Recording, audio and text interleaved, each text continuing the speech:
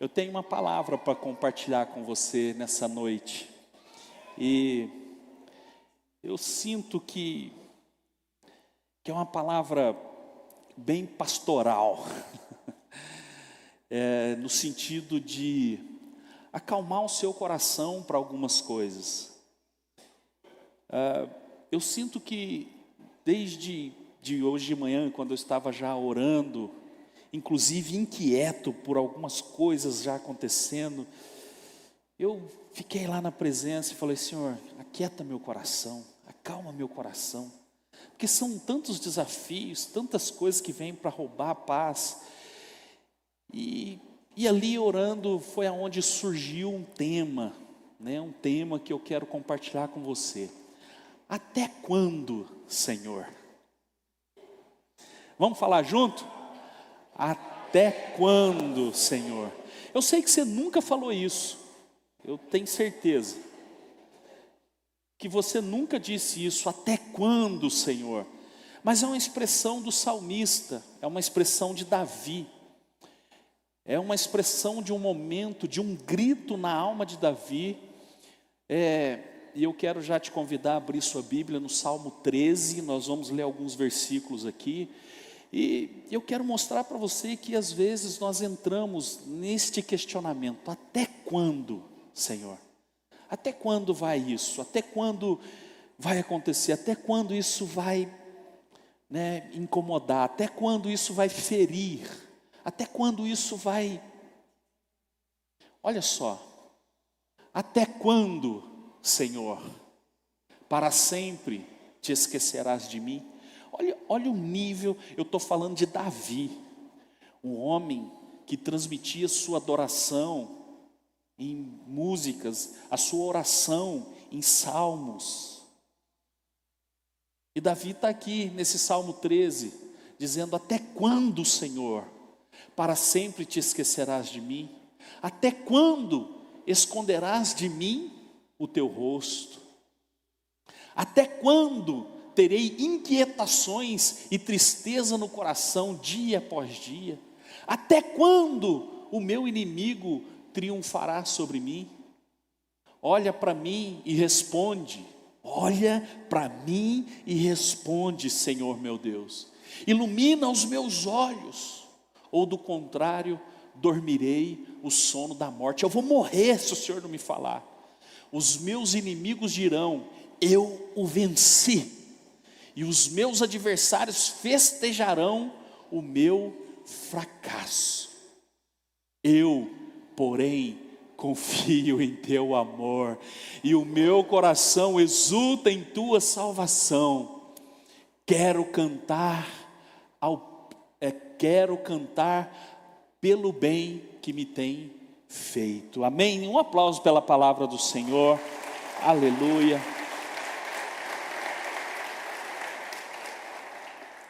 É um salmo de 6 versículos. Em 6 versículos, Davi pergunta 4 vezes: até quando, Senhor? E quem está perguntando até quando, não está perguntando a respeito de uma data simplesmente, de um tempo, mas está expressando limite. Até quando? Não é um até quando só querendo saber qual é a data que isso acaba, quando isso acaba, mas na verdade é uma expressão assim: Senhor, eu estou no meu limite. Estou no meu limite.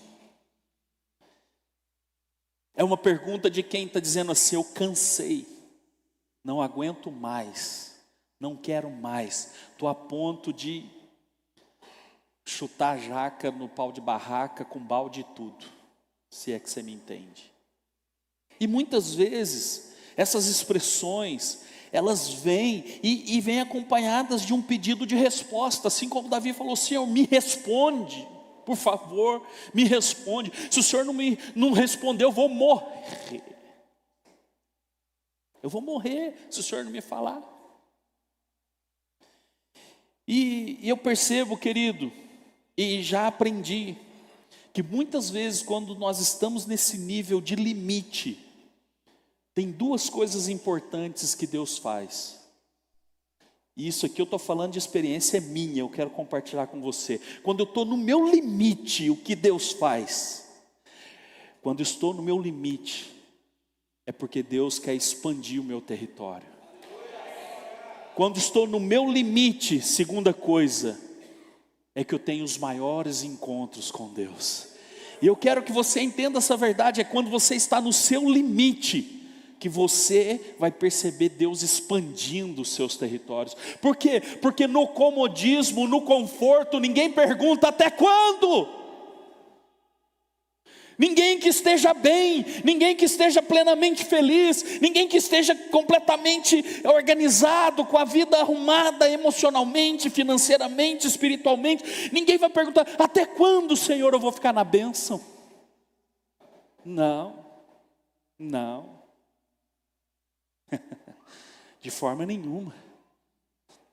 Aliás, a gente fica quietinho, para não ter problema. Tem gente que quando está tudo bem, ele não gosta nem de orar alto para o diabo não escutar e tentar atrapalhar. Besteira isso, viu? Mas quando a gente está no limite, é que a gente está pronto para expandir territórios, expandir autoridade, expandir conquistas, realizações. Porque, meu irmão, o milagre está depois do limite. Está depois do limite. É quando estamos no limite que nós temos os nossos maiores encontros com Deus, as nossas maiores experiências com Deus. Mas quantos de nós estamos cansados e sobrecarregados por causa de coisas, situações e pessoas?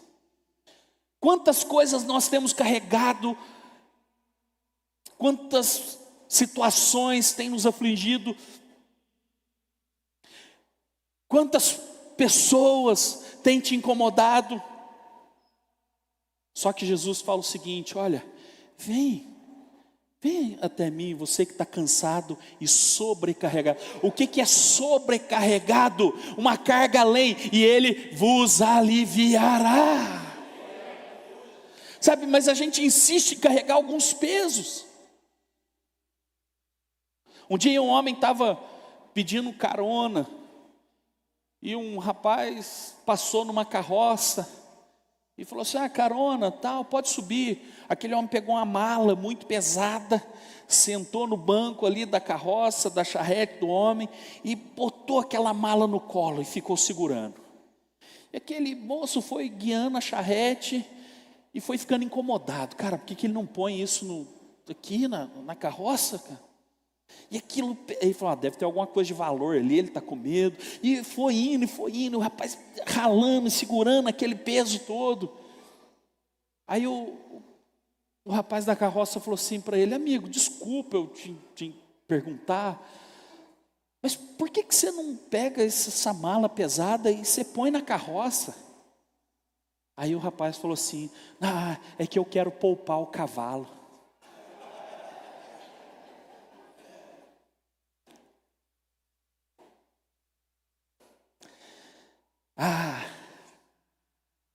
É que eu não quero incomodar meus amigos contando isso. Não quero. Eu não quero incomodar Deus com oração, ficar parecendo que eu estou preocupado. Deixa eu carregar isso aqui. Deixa eu pôr isso aqui no meu colo. Irmãos, Davi, ele está expressando até quando, ele está pondo para fora. Você está entendendo? Está pondo para fora. Senhor, até quando? Até quando? Porque eu estou me sentindo sozinho, abandonado, parece que o Senhor esqueceu de mim. Até quando isso vai prevalecer? Até quando? Ele está pondo para fora. Mas às vezes a gente não consegue pôr para fora, em oração.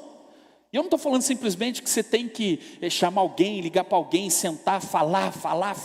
Mas às vezes você pode ter um amigo, uma pessoa de Deus que você pode chegar e desabafar. Mas a gente quer ser super homens e super mulheres. Deixa eu falar uma coisa para você que eu estava meditando outro dia. Vocês lembram em Mateus capítulo 3, o que aconteceu em Mateus capítulo 3?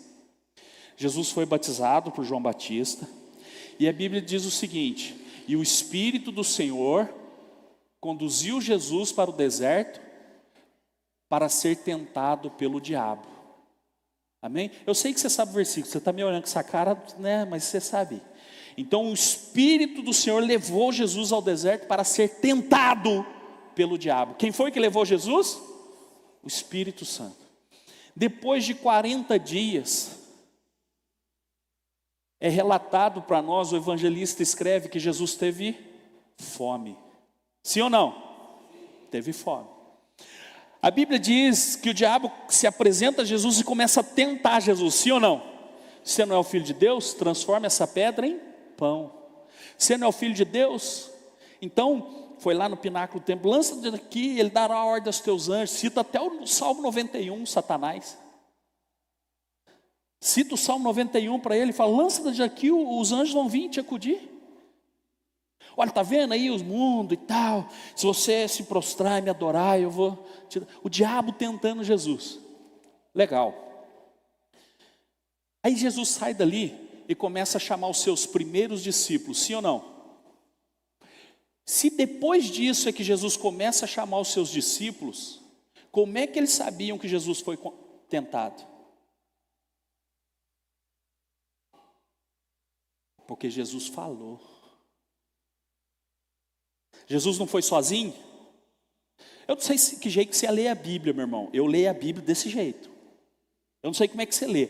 Mas, cara, tá bom, Mateus está contando isso aqui para nós. Que ele foi tentado, Marcos contou, Lucas contou, que ele foi tentado. Como eles sabiam? Jesus foi sozinho. E sendo Jesus, ele pôde num dia, não sei quando, não sei como, mas numa roda, numa mesa com seus discípulos, ele falou assim, eu fui tentado, eu tive fome, eu tive sede, eu estava ali e Satanás veio, e a gente quer achar que a gente não é tentado não.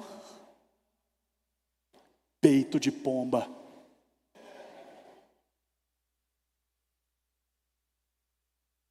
A gente às vezes não reconhece, às vezes a gente não tem amigo, para a gente poder bater um papo, pedir uma oração, mas eu quero dizer para você, que independente de qualquer coisa, o Senhor está com você. Sabe, no caso de Davi, os inimigos eram reais.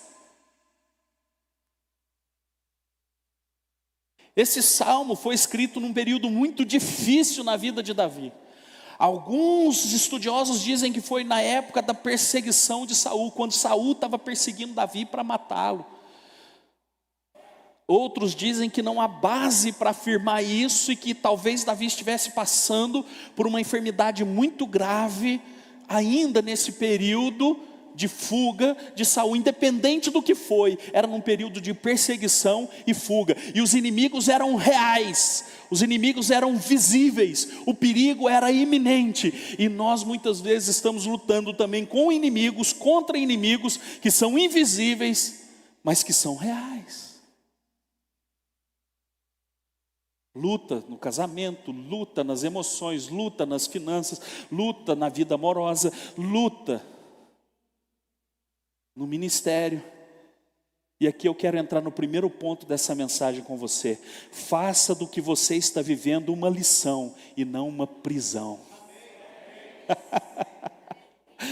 Espírito Santo soprou no meu coração hoje. Eu vou libertar essa noite. Ele quer libertar nossas mentes, nossos corações. Ele quer nos libertar. Então não faça daquilo que você está vivendo uma prisão. Porque Davi no Salmo 10 é um salmo escrito no mesmo período. O Salmo 22 também, inclusive no Salmo 22 Davi faz algumas citações proféticas a respeito de Jesus, do Messias. O Salmo 42 e o Salmo 43 são gêmeos, são músicas muito parecidas, ele vivendo na mesma época. E sabe o que Davi está dizendo no Salmo 42? Senhor, tira a minha alma do cárcere, porque eu estou aqui. Então num lugar ele está perguntando, Senhor, até quando? Mas em outro momento ele está falando, Senhor, eu não sei como é que está lá fora, eu sei que tem inimigos, mas a pior prisão não é que eu possa enfrentar lá fora, mas a que eu estou vivendo aqui dentro. Tira a minha alma do cárcere. As maiores prisões não são físicas, nós criamos O inimigo cria para que estejamos presos e ficamos muitas vezes, queridos, aprisionados, sem viver novas experiências com Deus, em crise. E deixa eu te falar uma coisa, Deus não fica em crise com a sua crise. Ainda bem. Você pode estar num dia mau, como esse de Davi. Senhor, até quando o Senhor se esquecerá de mim? Até quando o Senhor vai me abandonar? Olha que crise. Cara, você pode olhar para o céu e dizer: Deus, eu te odeio. E Ele lá de cima vai olhar e dizer: eu continuo te amando do mesmo jeito. Por quê? Porque Ele não pode mudar. A Bíblia diz que Ele não nega a si mesmo. Então, nas suas maiores crises, pode ficar tranquilo, tem alguém te amando, cuidando de você, cuidando de tudo. A questão é você não ser religioso, hipócrita e dizer que está tudo bem, quando aqui dentro está tudo mal. Está tudo mal. Deus está te amando do mesmo jeito. Ele não muda, Ele não pode negar a sua essência, Ele não pode negar-se a si mesmo. Olha o filho pródigo saiu de casa, foi embora, e quando ele estava lá com os porcos, ele falou assim: cara, eu preciso voltar para a casa do meu pai, porque até os escravos lá comem melhor. Ele estava desejando comer a comida dos porcos. Ele volta para casa e fala para o seu pai: pai, eu não mereço ser chamado seu filho, eu quero ser servo, eu vou ser um escravo aqui. O pai olhou para ele e falou assim: ele estava descalço, um escravo andava descalço. Ele estava com roupas sujas e rasgadas, ele não tinha aliança, mas o pai falou assim: traz a sandália, traz as vestes, traz o anel, porque a posição do filho não mudou o coração do pai. Não mudou o coração do pai. Até quando, Senhor? Por quanto tempo? A questão é que tempo na Bíblia não é absoluto. Tempo na Bíblia não é um tempo segundo as leis da física, ou apenas do cronos, porque a palavra tempo no grego, no Novo Testamento, tem duas palavras para ela: cronos e kairos. O cronos é o tempo que era vivido, comandado pelo sol, pela lua. Só que tem um tempo que é de Deus, que não é comandado pelo cronos, mas por ciclos. A palavra tempo no hebraico é et, E-I-T, et. E sabe como que a Bíblia expressa desde os profetas a questão do tempo? Eles diziam assim, ó: e naquele tempo, e por este tempo, e no tempo que os reis deveriam estar na guerra, e por aquele tempo, Abraão, e por aquele tempo, então Deus, Ele está olhando não a questão do cronos, quanto tempo, Senhor, mas a questão de um ciclo, e quando você conclui um ciclo, é que um novo ciclo pode avançar na sua vida. São ciclos. A Bíblia ainda fala em Eclesiastes capítulo 3, que há tempo para todas as coisas debaixo do céu. Há tempo para todas as coisas, há tempo de chorar, até quando? Mas há tempo de sorrir. Há tempo de paz, mas há tempo de guerra. Há tempo de nascer, mas há tempo de morrer. Há tempo de plantar, mas há tempo de colher. É tempo de sair para a guerra, é tempo, e lá no versículo 11, se eu não estiver enganado, fala assim: tudo é formoso ao seu tempo.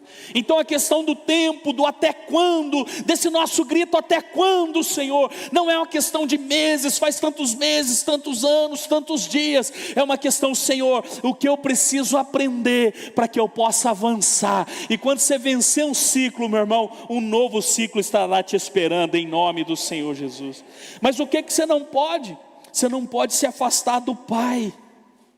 Você não pode achar que o Pai, sabe, está longe de você, esqueceu de você, e você cria uma prisão para você mesmo. Eu estava falando do filho pródigo. O interessante é que ele quis antecipar um tempo. Ele chegou para o pai que estava vivo e disse para o pai: eu quero a minha parte da fazenda, eu quero a minha herança. Ele quis antecipar a sua herança. Ele quis ganhar tempo. Então ele pega aquilo tudo e sai. Mas a questão é que quando ele estava próximo do pai, ele estava junto de ovelhas. Longe do pai, ele estava junto de porcos. Perto do pai, ele tinha abrigo. Ainda que algumas coisas o inquietava, incomodava, ele tinha segurança, ele tinha alimento. Longe do pai, ele se misturava com os porcos. Quantos filhos de Deus, por decepções, seja elas quais forem, decepções amorosas, decepções financeiras, decepções profissionais ou até ministeriais, se afastam para longe do pai e vão conviver com os porcos. Hoje Deus quer trazer você para a presença dele, porque a questão do até quando acaba hoje para esse tempo, porque hoje é o dia de você retornar para a presença do papai, para a presença de Deus. Dê um aplauso a ele, você está me entendendo?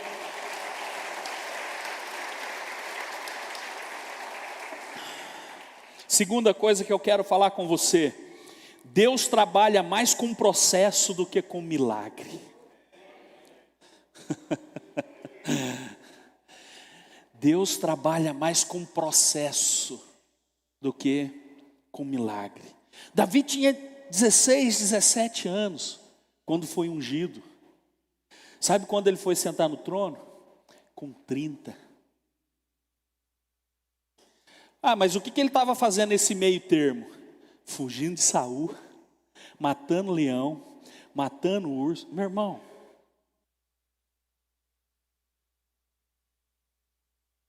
irmão, Davi, ele por mais que pôs para fora tudo aquilo que ele estava sentindo, sendo sincero com Deus, ele sabia sempre que ele tinha um lugar de segurança no Pai. E aqui eu quero compartilhar com você, aqui, põe para mim o versículo 1, aonde o primeiro até quando de Davi, ele fala nesse salmo, nesse momento de provável perseguição, mas com certeza uma perseguição tremenda, inimigos vinham até ele, porque ele expressa isso. Até quando, Senhor, para sempre te esquecerás de mim? A oração de Davi é: até quando, Senhor, eu serei esquecido? Parece que o Senhor está lembrando do meu vizinho, parece que o Senhor está lembrando do meu irmão, da minha irmã, o Senhor está lembrando dos amigos, eu estou vendo os amigos romper, prosperar, avançar, e eu estou esquecido. O Senhor se esqueceu de mim? E o sentimento dele aqui é horrível, porque deixa eu te perguntar uma coisa: o que é pior para um filho? Perder um pai para a morte ou ser abandonado pelo pai? O que dói mais? O que dói mais, a morte de um pai ou o abandono de um pai? Eu tenho certeza que o abandono de um pai dói mais. Porque a morte de um pai, a saudade, o sentimento, não está mais aqui e tal.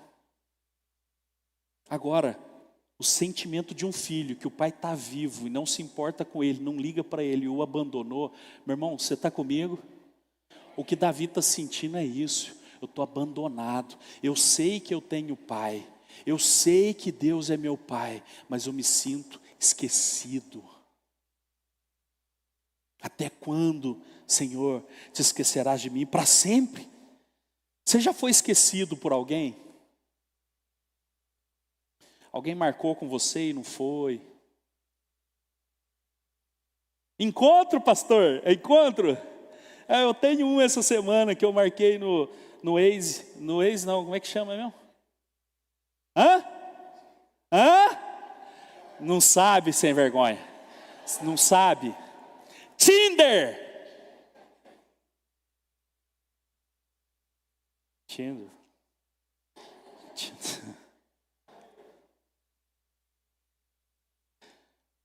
Alguém já marcou com você e se esqueceu de você?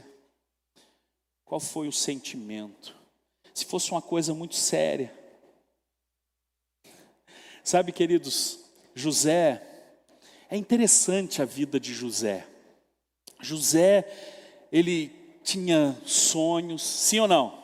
Tinha sonhos, ele tinha vontade, ele tinha motivação. E ele vai avançando. E eu te pergunto, qual foi o grande milagre que aconteceu na vida de José? Você olha para Abraão, Isaac e Jacó, você vê muitos milagres, sim ou não? Na vida de Abraão, você vê muitos milagres. Na vida de Isaac, meu irmão, poços fluindo água, ele prosperando em tudo, Deus dando livramento. Na vida de Jacó, então, a vida de Jacó, quem sem vergonha, até vara que ele punha na beira da onde as ovelhas iam beber água, influenciava na gestação das ovelhas. Não, você pensa comigo, por favor, pensa comigo. Ele tinha combinado lá com Labão o seguinte: olha, todas as ovelhas que nascer preta e branca era de Labão, todas as ovelhas que nascessem pintada e malhada era de Jacó. O trato de Labão era mais ou menos assim, ó, se fosse pintinho. Ó, Jacó, é o seguinte, todo pintinho que nascer amarelinho é meu, todo pintinho que nascer azul é seu. Tinha como? Então, não tinha ovelha malhada, nem pintada, nem salpicada. E aí o que Labão faz é o seguinte: Jacó, seguinte, vou fazer um trato com você. Toda ovelha preta e branca é minha, que nascer pintada, listrada, malhada é sua. Jacó falou, tá bom. Jacó vai lá, pega umas varas verdes, descasca lá da vara, finca um tanto de vara. A Bíblia diz, você imagina o irmão da igreja passando e Jacó está lascando as madeiras e fincando lá para a ovelha olhar. Ia falar, é mandinga, é trabalho, meu irmão, macumba. Ele finca, as ovelhas iam beber a água, olhavam para aquelas varas verdes descascadas e davam filhotes malhados, salpicados. Ó, quanto milagre! Agora eu te pergunto, na vida de José, qual foi o milagre? Não achei nenhum, irmão. Tem milagre. Deus foi dando livramento para ele, sim ou não? A grande questão é que ele entendeu que Deus jamais se esqueceria dele. Mas esqueceram dele, os irmãos esqueceram dele. O copeiro se esqueceu dele. José estava na prisão, vocês lembram? Acho que a história de José é uma das mais contadas nas igrejas. A gente não tem nem dificuldade de contar a história de José. Você sabe que ele chega no Egito como escravo. Ele vai para a casa de Potifar e fica trabalhando lá. A mulher de Potifar, aquela Potiféia, queria fazer uma potifaria com José. E ela olhava para José e dizia, ai, se eu te pego, ai, ai. E José, estou invisível, estou invisível, estou invisível.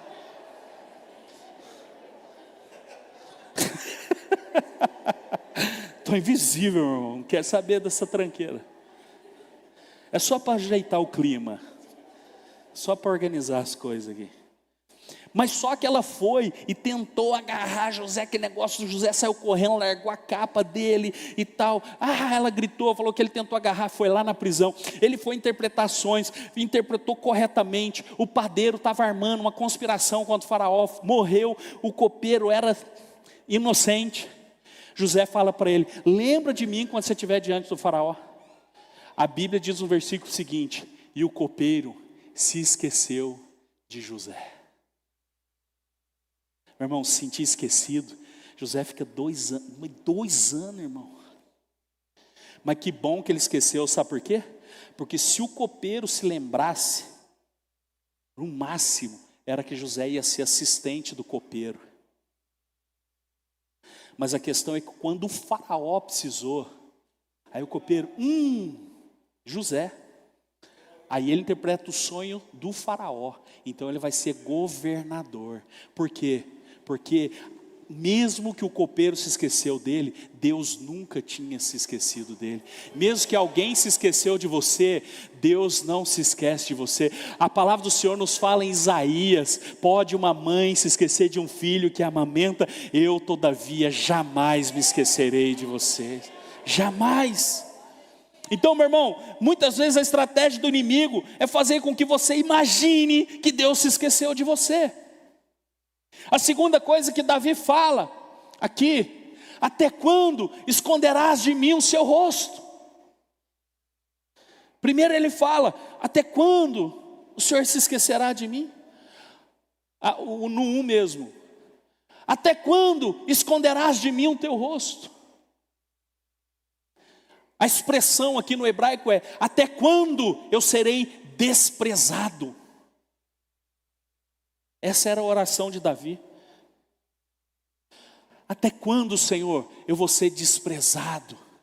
Sabe por quê? Porque era o seguinte, meu irmão, quando alguém olhava para outra pessoa com compaixão, a expressão era resplandecendo o rosto. Que o Senhor te abençoe e te guarde. Que o Senhor faça resplandecer o seu rosto sobre ti e tenha misericórdia de ti. Essa expressão, sabe, resplandecer o rosto significa assim, ó, agir com bondade. E sabe qual que era a questão de esconder o rosto? Era mais ou menos assim, não sei se já passou por isso, alguém olha para você assim e fala assim, O que significa esse virar o rosto? Desprezo. O que Davi está chorando com Deus é aqui, Senhor, eu estou me sentindo desprezado, além de esquecido, desprezado. Meu irmão, a estratégia do diabo muitas vezes, nesse seu até quando, nessa sua oração do até quando vai acontecer isso, Senhor? Até quando eu vou ficar assim? Vou fazer você pensar que você está sendo desprezado. Mas deixa eu falar uma coisa para você, Deus não esconde o rosto de você, Ele age com bondade para com você, Ele jamais vai meu irmão, Ele jamais vai virar o rosto para você, Ele resplandece o rosto dEle para você, e resplandecer o rosto é agir com bondade. O inimigo pode vir te tentar, mas você está dizendo assim, ó, eu sei que o Senhor é bom, e o seu amor dura para sempre, Ele tem cuidado de mim, eu não me sinto desprezado, eu não me sinto esquecido, eu não sei até quando, mas eu sei que vai valer a pena esperar. Eu não sei até quando, mas eu vou esperar. Eu não sei até quando, mas vou ficar firme. Eu não sei até quando, mas vou continuar orando. Eu não sei até quando, mas vou jejuar. Eu não sei até quando, mas vou na igreja. Eu vou ser uma pedra no sapato do cão, porque eu vou adorar, vou orar, vou buscar a Deus. Não sei até quando, mas eu não desisto, porque Ele age com bondade para comigo. Ele é bom para mim. Deus é bom. Deus é bom. Aleluia. Terceiro, ele fala, até quando, Senhor, terei inquietações dentro de mim, e a tristeza encher meu coração. Olha a armadilha do diabo, está no versículo 2. Inquietações, mente acelerada, tristeza no coração. Tristeza. Eu não sei se você lembra de uma mensagem, algumas quartas-feiras atrás, nem sei quanto tempo, que a gente meditou em Jeremias, capítulo 4, versículo 14. Até quando você hospedará esses maus pensamentos em seu coração? A mensagem chama Resete-se. Está no YouTube, depois você precisa ouvir essa mensagem se você não ouviu. Até quando você vai hospedar os maus pensamentos em teu coração? Deus falando com Jeremias. Até quando a gente vai ficar hospedando maus pensamentos? O diabo põe um mau pensamento, a gente hospeda. Deixa eu só te falar uma coisa. O que hospeda não é morador. Se hospedou maus pensamentos, hoje você está livre em nome do Senhor Jesus. Por quê? Porque hóspede não fica, hóspede não permanece. Quem permanece é o morador. A tristeza pode durar assim uma noite, né? Ela é hóspede, porque na manhã ela vai embora. Quem que volta? O morador. A alegria volta pela manhã. Quanta inquietação no nosso coração. Ele está dizendo, Senhor, eu estou sendo perseguido.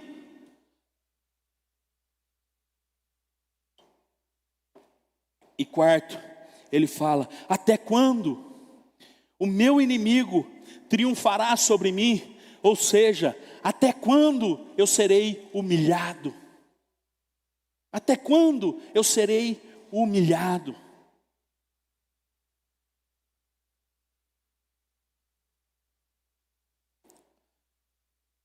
Veja que o inimigo ele vai agindo nesses pontos. Até quando eu serei esquecido? Até quando eu serei desprezado? Até quando eu serei perseguido? Até quando eu serei humilhado? E aí você amplia para qualquer área da sua vida. E eu quero dizer para você que quem orou isso aqui foi Davi. Davi não era covarde, Davi não era um menino imaturo, Davi não era um frouxo, Davi era um guerreiro, um homem de Deus, que buscava a Deus. E ele está orando assim, ó: Senhor, até quando? Eu preciso de uma resposta, eu preciso de uma resposta. Veja aqui o versículo 3, olha só, depois desses 4 até quando? No versículo 3 ele olha para mim e responde: Senhor meu Deus, ilumina os meus olhos, me revela, ou do contrário, eu dormirei o sono da morte. Eu vou morrer se o Senhor não me falar, eu vou morrer se o Senhor não me responder. Deixa o texto aqui, pode deixar.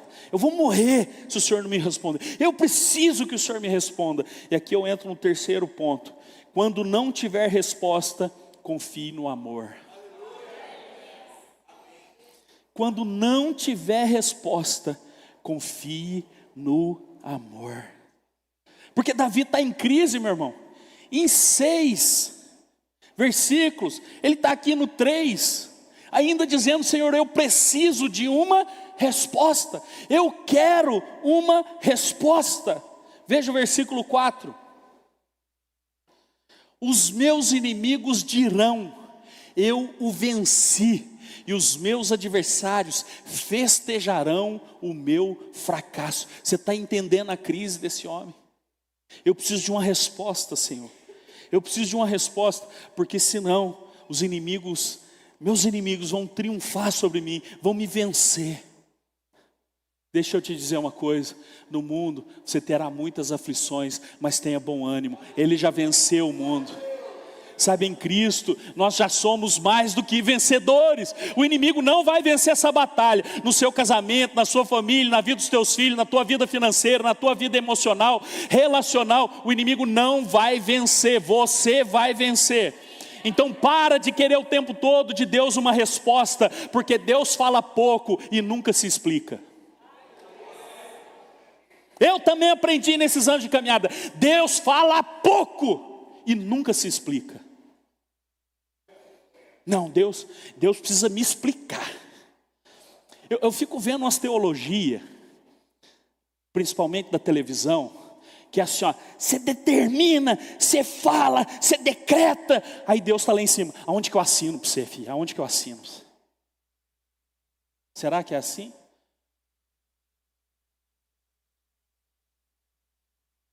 Senhor, o Senhor me responde. Eu preciso de uma resposta, eu quero saber. Essa é a crise de muita gente.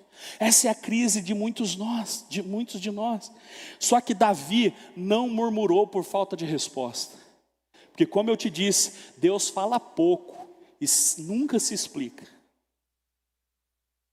Eu tenho até medo de pessoas. Às vezes eu estou conversando com alguém, meu irmão, em 15 minutos de conversa, ela fala assim: ó, Deus falou para mim, Deus falou isso aqui mesmo, Deus falou para mim, Deus falou assim, Deus falou não sei o que. Eu falei: você é o bichão mesmo, hein?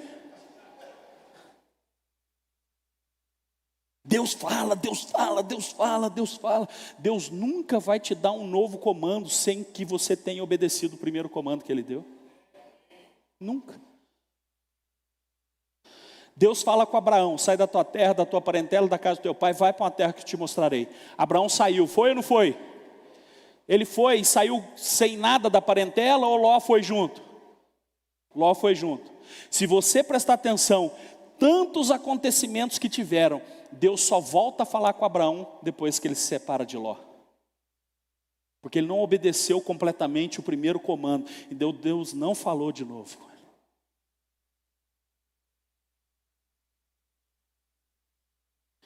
E tem gente que acha que é tão íntimo que parece que Deus manda o WhatsApp para ela o dia inteiro, cara.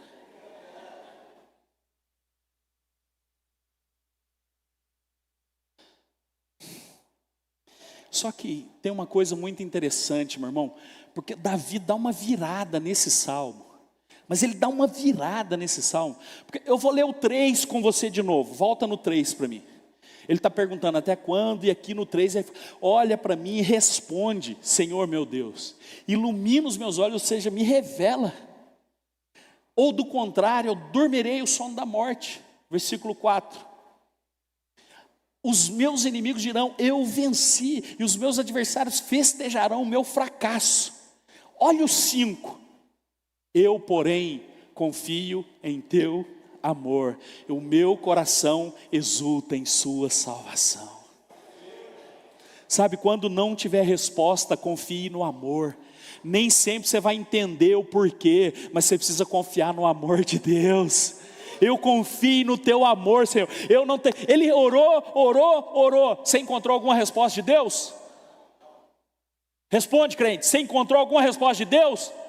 Ele diz: então, Senhor, já que não tem resposta, eu confio no seu amor, eu acredito em ti. O que está faltando para a gente muitas vezes é confiar no amor de Deus. A gente parar de ser inquieto. Até quando? Até quando? Eu não sei até quando, mas eu sei que vai valer a pena você esperar firme. Confie, acredite. Esses dias eu estava lendo a história de uma menina que ela estava com os seus pais naquele gueto lá em Varsóvia, na Polônia. Varsóvia, eu acho que a maioria de vocês sabem, foi um campo de concentração. 1940 foi fechado, muita gente dos judeus e muitos refugiados estavam ali, por volta de umas 400 mil pessoas naquele lugar. Os nazistas, matando, fazendo tudo, o holocausto, aquele período, aquela fase terrível. E tem muitas histórias de muitos que escaparam e tal, mas o dessa menina que eu estava vendo foi o seguinte: aí teve uma revolução, vamos dizer assim, eles se rebelaram, vamos sair, mas aí mataram muita gente lá, aquela revolução, aquele negócio, e os pais das meninas foram mortos, os pais dela foram mortos. Ela saiu de lá junto com muitas pessoas que fugiram e correram e se esconderam, mas muito frio, não tinha agasalho direito, com fome, com sede, sem os pais. Eles entraram em alguns buracos e ela entrou numa caverna. Alguns dias depois, os aliados, os americanos, encontraram alguns deles e foi acolhendo, mas alguns já estavam mortos de frio, porque era muito frio. E encontraram essa menina dentro da caverna, também morta. Mas antes de morrer, ela escreveu algo na parede da caverna, e eu escrevi aqui para eu compartilhar com você. Quando eles chegaram, eles desabaram ali, porque aquela menina judia, com fome, com frio, com sede, sem os pais, diante de tanta opressão, ela escreveu na parede, antes de morrer: eu creio no sol, mesmo que ele não brilhe. Eu creio no amor, mesmo que eu não esteja sentindo. Eu creio em Deus, mesmo que Ele esteja em silêncio.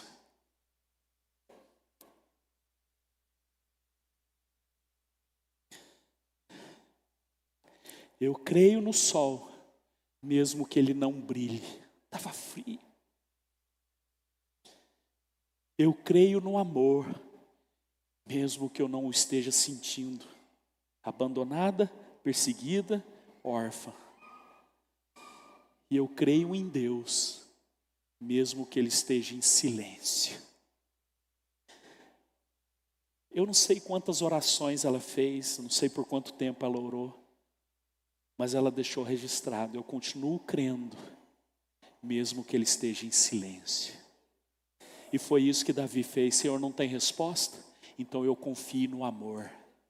Meu irmão, quando Deus está falando, Ele está entrando na nossa realidade. Quando Ele se silencia, Ele está nos trazendo para a realidade dEle. Quando Ele se revela, Ele está entrando no nosso mundo.